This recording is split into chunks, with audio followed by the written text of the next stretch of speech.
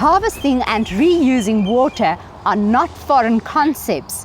Using this water in the right manner could help your garden ride out the droughts in the long and the short run. First of all, you can water harvest. There's various methods of that. There's passive water harvesting, just the way you landscape your garden. There's also water harvesting by using your grey water. And what's important about the grey water is not to use anything that comes from the toilet as such, which is called black water. Some of the points to bear in mind when using grey water from the household is to use biodegradable detergents with your dishes and with your dish washer and that kind of thing.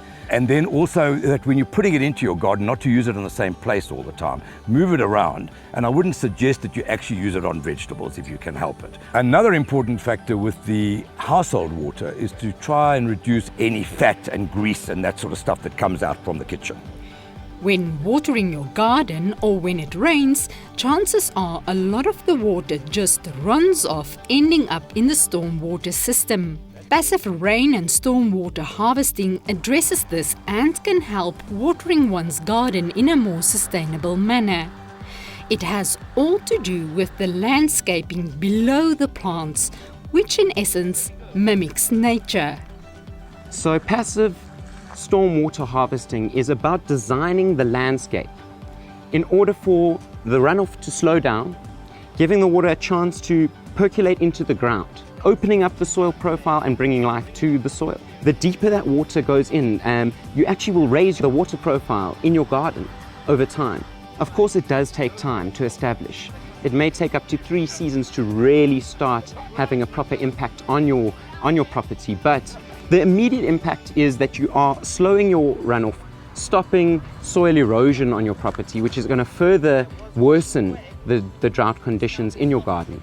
According to Ash, creating and implementing a passive garden water harvesting system is not expensive, but could require a lot of time and effort.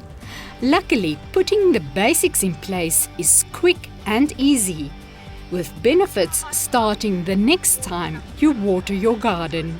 Look at areas on your property that have high runoff rates, and then look at some way of slowing that water down.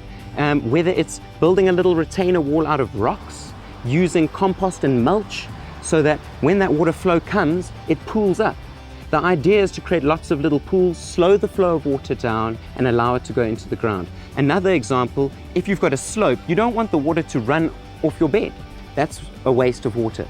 Put an edge on all of your beds, and that will slow the water and make sure it goes into the ground.